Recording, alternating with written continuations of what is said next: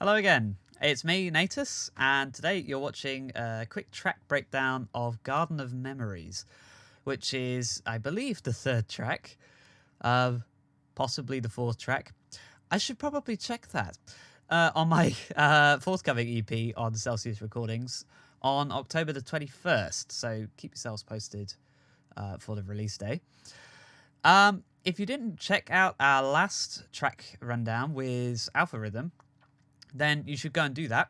It was a great little sort of half an hour video we recorded, just walking through how we kind of had ideas for the track and what we're trying to communicate, and how sometimes complexity can actually get in the way of the musical intention. So definitely check that out. It was really fun to record and to watch that back. And so now we're going to have a look at one of my solo tracks. So let's get into the project. And perhaps we should just play it first until the beginning of the breakdown. Let's talk about it after that.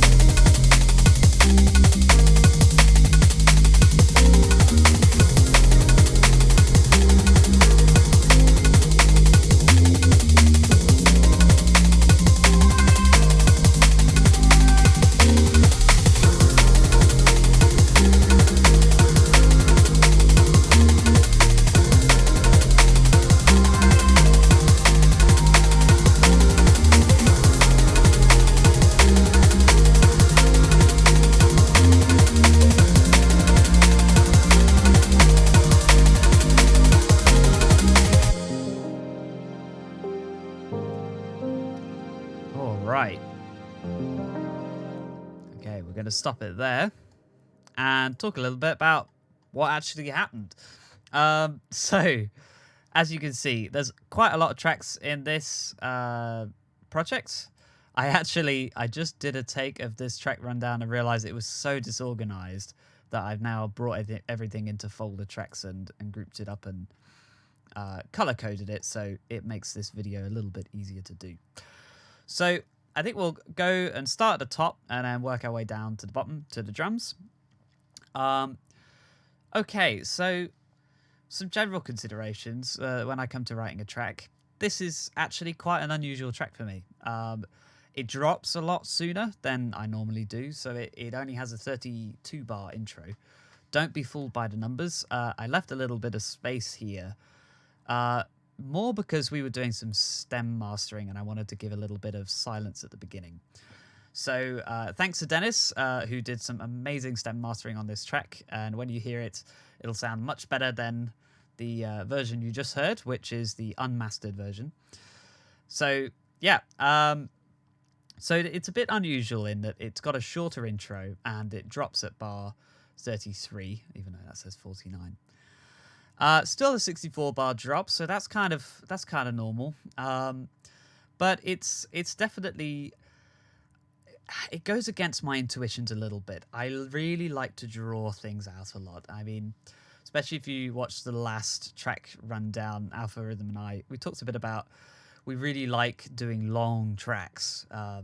Sometimes getting into 8, 9, 10-minute long tracks, and doing a sort of shorter track like this it's a challenge for me because the beauty of having a long track is you've got a lot of room to develop ideas, and that's really what I love doing. I don't really like throwing things in that just sort of do things once. I really like whatever I'm using in the track. I want it to have like its own little character arc in a way, to tell a kind of narrative. And the way you can do that is by beginning ideas in certain places and then having them reappear in other places, which kind of recontextualize them and show them in a new light, and they mean something new to the song. So I love doing that on long tracks. But here we don't have that luxury, so it's very much more embracing the short form by, instead of trying to draw out too much of a narrative, we're just going to set an atmosphere and we're just going to kind of sit in it for a while. And that's why if we go to the piano, which is the start, you'll see the piano actually plays the entire way through the song and it does not stop for a moment. So let's open that up and see what's actually doing the piano. So we've got a contact patch. This is for hybrid keys, which I believe is a free contact instrument. Or at least it came with a couple other things. I think Play Series Selection. That was it, yeah. So if you didn't notice already, Contact Player is free, and it gives you some free instruments as well, like the Factory Selection, which is really neat. I really like using that. Often use the upright bass for bass parts with an acoustic upright. And you also get some other things which are maybe I find a little less versatile, but in this case it works really nicely. So what is it, hybrid keys? It's effectively a sampler that has two different samples and you kind of blend them together, which you can see on the blend knob there. So we're using a bit of the time lapse and the Midnight Roads, and I think it just came off really rather nicely to have a kind of a blend of the regular piano sound with a bit of a Rhodes esque to it. You can kind of hear that in the slight detuned sort of metallic sound you can hear.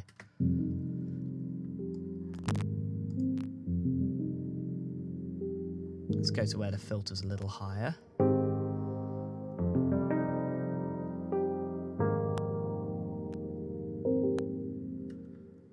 So nothing too fancy going on in the sound. Pretty simple, just a basic piano, a bit of a warm piano sound. In terms of notes, also nothing really fancy going on. Like I said at the beginning, this is quite a more atmospheric track, and so we're not really trying to create sort of big operatic drama out of it. We're just making a nice atmosphere, and we're going to sit in it for a while and journey through it just for a bit. So it's nice to start out a bit sparse. So we've got some perfect intervals, like the very first notes actually are just a stack of fifths. So it's very transparent sound. It's not really dense or thick or harmonically rich. It's just very transparent, sets a quite ambiguous atmosphere to the song. We're in F Dorian, I think. No, I think we're in F Aeolian. So it's a kind of modal, ambiguous texture. So again, not really anything too complicated, but I think that the beauty is in the simplicity here. We're kind of creating a bit of an ambiguous sound. And it's also more ambiguous when it's filtered like it is here, and then it gradually opens up and builds up into the drop. So that's the piano. It really just does that all the way through the track. This kind of filter coming over, playing these sort of slightly more tonally ambiguous sounds. And then it builds up and it builds up and it drops again and keeps building up. It's very, very simple. Pretty run-of-the-mill for piano stuff. Strings. Okay, we've got some strings. I mean, if you know my music, you know I pretty much have strings in everything. I am a violinist after all. So why not? I like using these orchestral sounds because they create a bit of a sense of scale, and like we're saying with the more atmospheric design of the track, the scale creates an atmosphere of a kind of landscape in a way. The whole idea of the song is really this kind of dreamlike sort of, maybe reverie is the wrong word, but it's definitely dreamlike. The Garden of Memories is very much, it's almost, it's a religious kind of idea. It's thinking back to the Garden of Eden, and almost like a sort of ingrained memory of where we've all come from, and the story that's embedded in all of us. I mean, that's what the EP is largely about. The name Noumenal Horizon is kind of about reaching out and seeing the things which can't be seen in the things which can be seen. So that's kind of the idea, and it's reflecting through this song in this ambiguous way.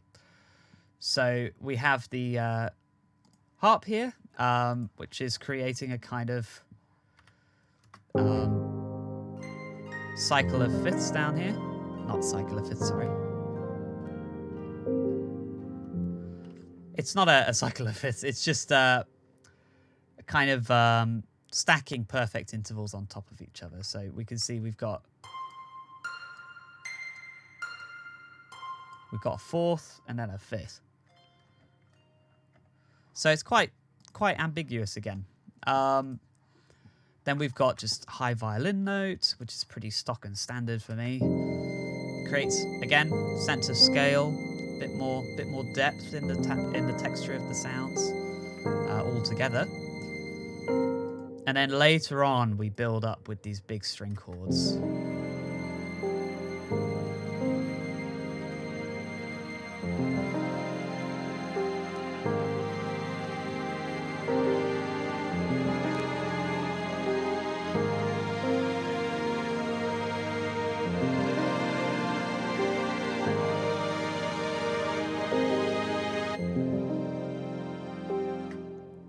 So here is actually something kind of interesting, which if you're feeling a bit stuck in your chords, you might want to try doing. It's where you have, instead of just thinking of chords as just notes playing all together, think of them as individual voices. So if you've got 4-note chords, stick to having 4 notes per chord, and treat each of them like a separate singer or a separate instrumentalist with its own melody line.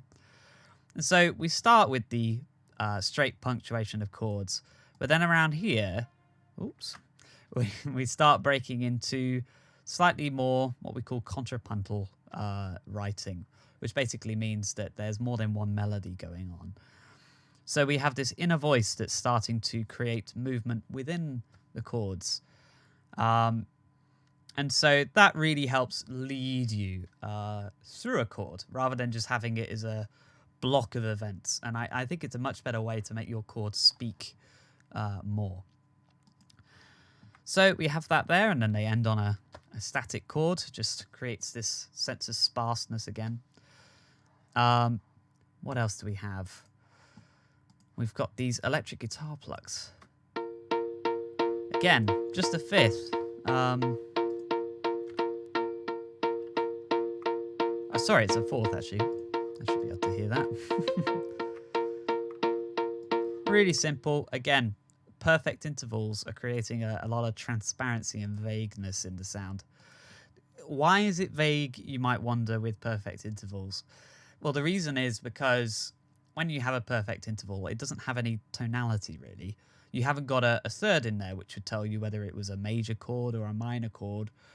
If you just have perfect intervals, or you avoid those kind of more tonal signpost type notes like thirds and sevenths and sixths, if you avoid them, you tend to create a bit more ambiguity. You leave it to the listener to kind of imply where the harmony is going, and that's a nice way to create an atmosphere which is interesting for a long period of time.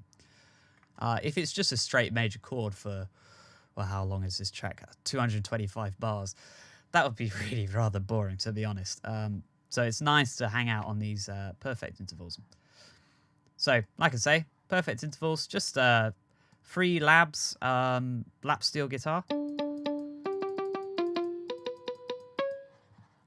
Haven't done any processing particularly, just done... Oh, yeah, we sent it to a guitar rack type thing, but nothing fancy. It's all really in the composition. So now we move on to our synth. So this is where maybe the sound design gets a bit more interesting. If we go back to the beginning again, we've got our bowed flute.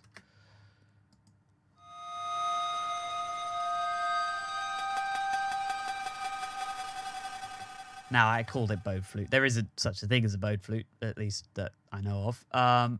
But it just sounds kind of like something I'd play on my violin, like a sultasto or a flautando sound. It has this interesting development within it. Again, this is one of those sort of native instruments, contact instruments with two samples, and you sort of blend between them. In this instance, I've kind of moved between both of them, majoring on one and then finishing on the other to create this kind of rhythmic development throughout, which you can hear.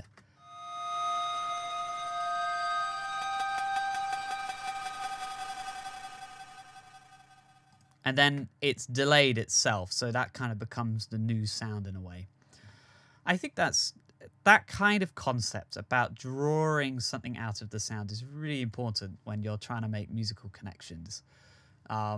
If you want a phrase to lead somewhere or a note to take you from a place to another place, it needs to change over that period of time in some kind of way that has a trend to it, for lack of a better way of putting it. So say if I wanted to crescendo on my violin, I might start playing a little closer to the bridge and adding a bit more pressure. And what that will do is it'll keep applying the same change in increments. So I'll keep adding a bit more pressure, and it'll sound a bit more bright, a bit stronger of a sound. And that way, you really start drawing notes out of other notes. They feel like they're going somewhere, and each next note is almost like the effect of the cause, which is the current note. So think of it like that. You're drawing notes out. And so having this kind of progression in the sound is a very, very useful way of doing that.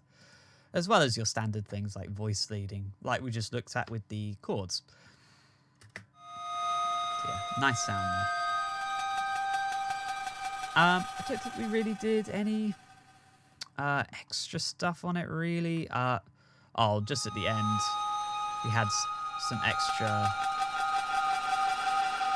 reverb right at the end of the track, just to kind of signal the end of the track, I guess.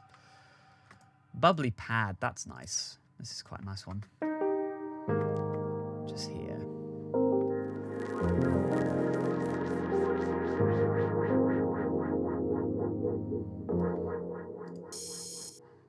So, again, it's just one of these Play Series 25. I think we had a couple of different sounds. One is more like a saw wave sound. If I can... So this is more over here.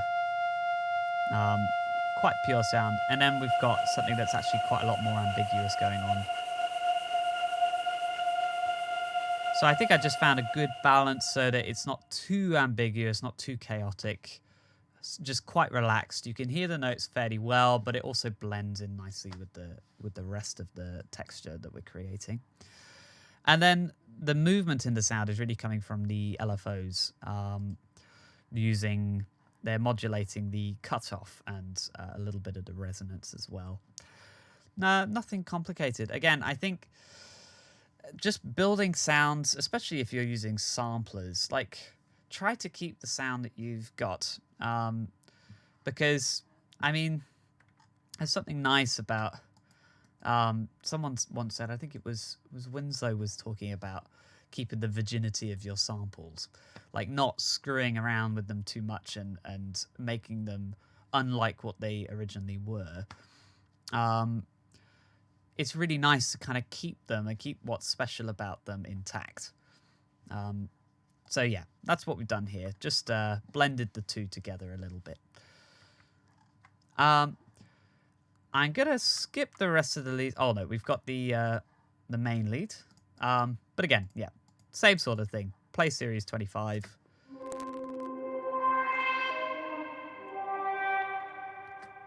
Nothing too fancy, just a couple of different samples that we're blending between. And there is some filter modulation, and the idea behind this filter modulation is to kind of help the sound speak a little bit. So I often like to think in terms of consonants and vowels when doing articulation. Like, is this articulation more like a consonant or a vowel, or does it buttress the ends and beginnings of the notes, or considerations like that. So we've kind of got a bit of a consonant here at the beginning. It's kind of w sound. And then we have a bit of a vowel at the end there. So it's, I don't know, it's a helpful way for me to think about it, at least, when doing these sorts of things. And then everything else is pretty stock and standard here. So we'll close that. The basses. Yes, so if we go to the beginning again, you hear that first note has some gravity to it. That's because we've got this big boy 808. So this is pretty simple. It's not really, I don't know if it's really an 808. Oh, it's a lot higher pitch than I thought. This is all that's going on. Just a lot of release, having two sine waves. One is a tone, a whole tone above. Just creates a nice warble about it. And all that's doing is just adding a bit of gravity to the piano. I mean, that is something I like to do a fair amount, not necessarily with the bass, but when writing music, trying to think about the kind of the macro instrument, as it were.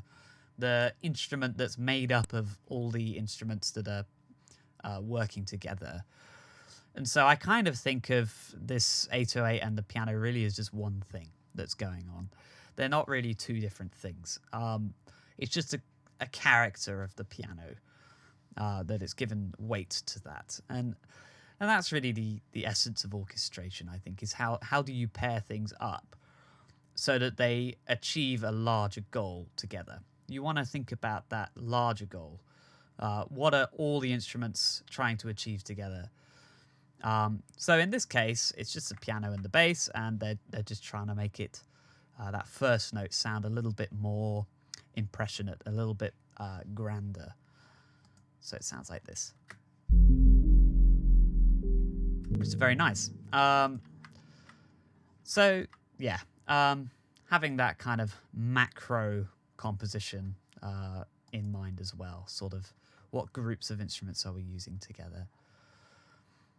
Now, there's an interesting thing about this track, which I don't think they know yet, but I wrote it whilst I was kind of stuck in my room because my flatmate had his home group round, and they'll get a guitar out and sing some worship music at the end of the session, and so I just stuck my microphone on and got a sample of it. Because I think I was at this point in the track where I was like, it needs a little something, a little sample of something. So it sounds like this in the song. But if I take the effects off, it's kind of like...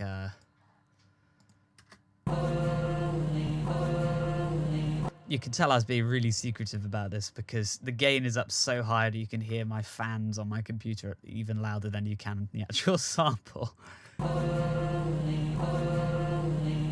They're just saying holy there, I think, and then there's rich in love, obviously singing about God. And then you can even hear a bit of my flatmate's guitar in there. There we go. So... if they didn't know this, well, now they know. But don't worry, it's what I've done is sent it through a whole bunch of effects to kind of obscure the sound and clean it up, really. There's a lot of noise in there, which turned out for the better, because I wanted to use some flanging in this track. So when you send noise through a flanger, it sounds really impressive, a bit like an airplane or something. So I've got it set to a really long time here with an 8-bar period. Then I think I added some. I don't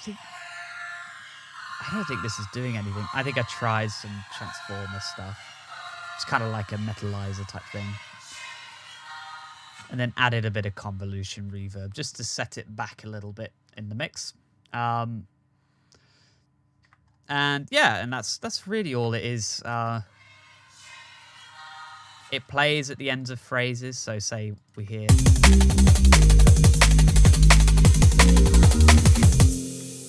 it's, yeah, rich in love and all those lovely nice things. But that's all that's going on there. But it really added a little extra something to the track. So yeah, it was nice. But then I added some choir samples as well.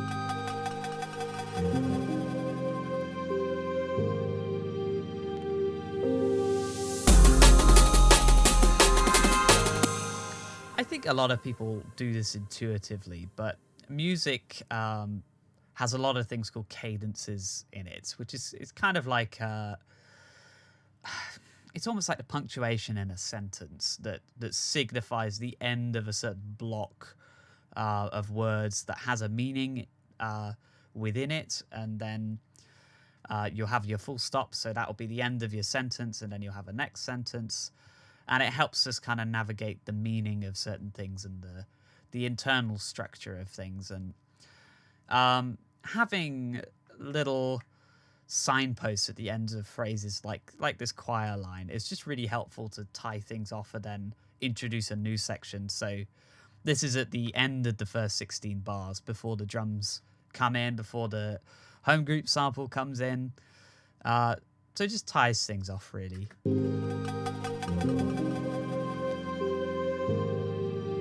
This is Spitfire Labs. This is free. You can get it. I'd really recommend it. Yeah, it's really quite simple. And the notes themselves, I think, yeah, they're on the sort of more ambiguous tones again. Like I'm saying, we're in F minor, so we are avoiding that minor third, which is A flat. We're just doing a B flat and a C and a G and F. So it's really avoiding those more tonal signifying notes. So that is a really common theme I'm starting to realize when I'm going through this. And atmospherics-wise, this is a really nice thing. When you're writing a track, it could be nice to have some sort of like tonal noise in a way. Really low down in the back of the track. And it just, I don't know, it creates a bit of a sense of realism, I think, because especially if you're listening on headphones, it's very weird to have like a really quiet noise floor. It's not what we're used to. And so I add like little pads and things behind everything that just meander along and don't really add anything to the actual musical drama. But they're just kind of there, and they help the mix feel a bit more believable, I think. So it's really quiet. This is actually from my textures pack, which you can download on my website. Basically, it's a bunch of pads. They're quite organic sounding, quite nice, warm sounding pads most of the time. So very good for this specific thing, which is what I made them for. Just a bit of tonal noise, really. And then we've got our rises and things, and nothing at all fancy about that. We've just got a bit of flanging on. A white noise sweep. Yeah. That's it, really, for the atmospherics. So if we come to the drums, there's some interesting things going on with the drums that are a bit more experimental for me.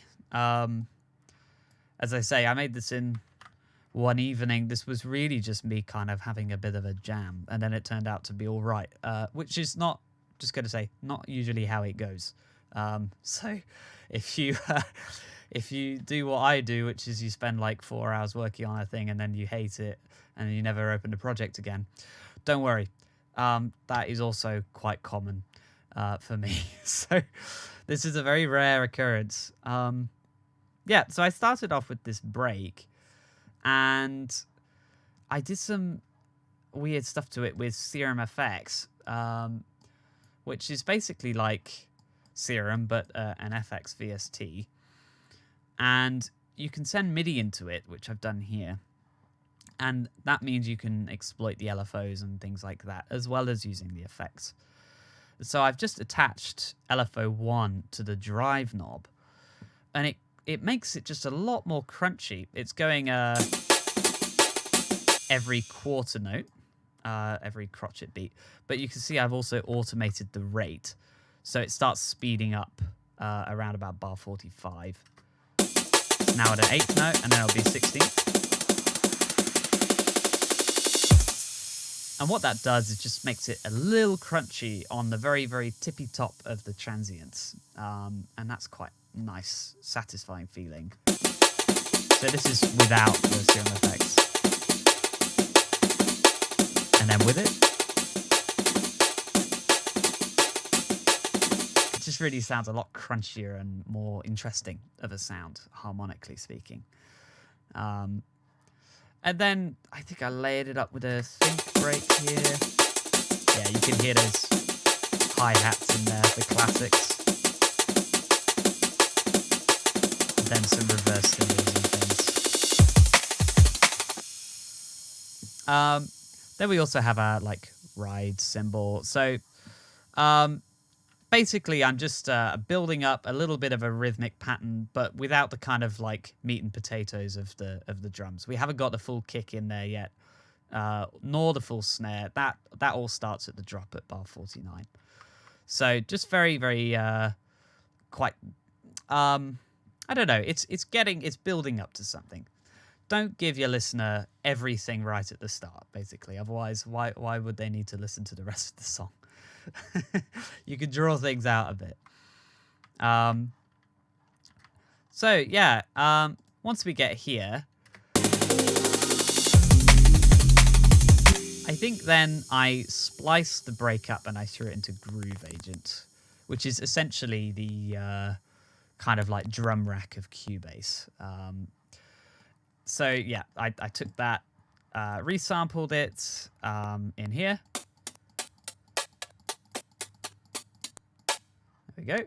And then I added some flanging to it, which I thought sounded pretty cool.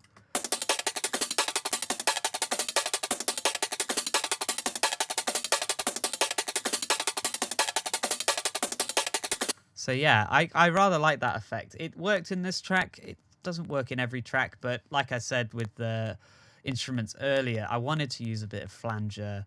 I think I just had a chat with Alexander at the time, and we were talking about flangers going everywhere or something like that.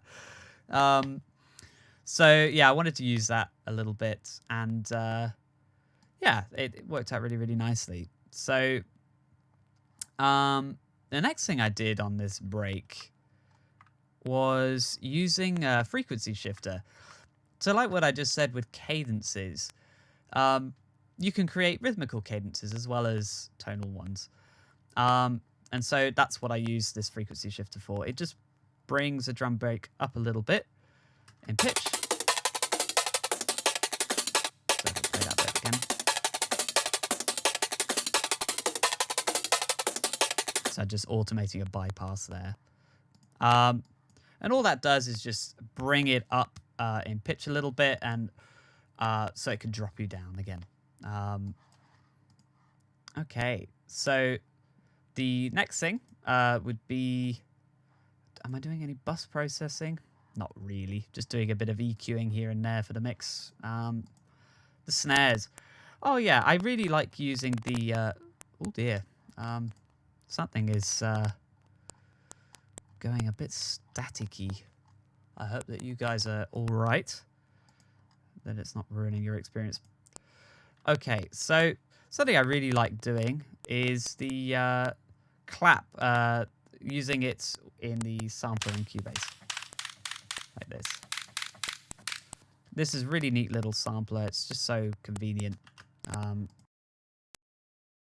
it works like that. You just throw anything into it. You can do anything like that. So yeah, just layering up a couple of different samples, and then doing a bit of processing here. Nothing particularly sophisticated, I think. Just some saturation, a little bit of reverb, some more saturation. Yeah, basically saturation. That's all that's really happening. And then whenever you're doing saturation, you definitely want to make sure you've cut off all of the extra lower harmonics if they're going to be in the way of other things. If they're going to be in the way of other things. Don't necessarily do it. Can sound quite nice on guitars and things like that. And the kick drum... Did I look at the kick drum yet? I think the kick drum is pretty much just the kick drum with a little bit of EQ. Oh, no, actually, no, it's not. So I did some pretty drastic EQing on that. And some multi-band distortion. Just creating a little bit more crunch in there. Oh dear. Okay. Definitely my audio drivers are doing something weird. Anyhow.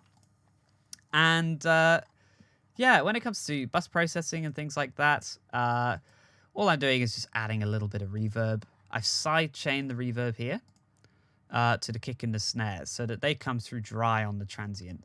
But you can see the release is pretty quick. This is M compressor, which I really like because you can do these custom compression curves. And that means that when it comes to sidechaining, it's really versatile. You can just make it do whatever you want, pretty much. And so what I wanted here was really quick, sharp, snappy dip, just to let that transient come through really nice and crisply. Then we've got some parallel comp, which if I just show you, I think I'm using Native Instruments Supercharger here. You can see I tried out a couple of different ones. This one sounds pretty nice, I think.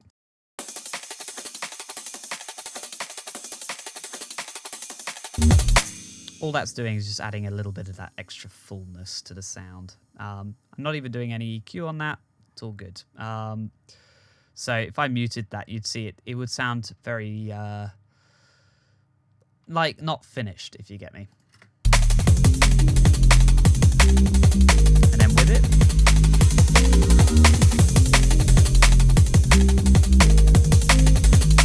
it just fills in all the gaps. It's really nice. I love doing parallel comp on drums. And then this reverb push thing. This is a nice little technique where if you throw a reverb on a send, have quite wet mix, quite a long decay time. See, I've got the feedback up there. And then just EQ it a little bit so you get all the low stuff out. And then you can use it as like a kind of reverse cymbal. So I've automated the gain here, and you can hear it in action. That sound. If I just solo it.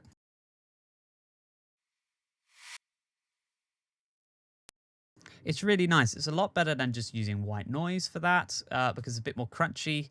It's also the sound coming from your drums, so sonically they're kind of a bit more linked. They stick together a bit more. It sounds like part of the kit. So I think in terms of creating this sort of effect, this is a really, really good way to do it. And yeah, that about wraps it up, really, at least for the production. There are many more things I could say about composition, but there are other tracks in this EP which we'll have some more breakdowns of, and their composition is a bit more interesting. This, pretty much, the whole idea was just make a vibe and sit in the vibe and don't make it too boring. That was pretty much the idea. So thank you for watching, and I hope you learned something. I hope you got some tips. Maybe you try something out in your own projects. Do check it out on the release day, which is the 21st of October. And yeah, I'll keep you posted with more track breakdowns coming up soon with the other tracks on the EP. But until then, have a nice time making tracks and experimenting with ideas and whatever you do. And I'll see you in the next one.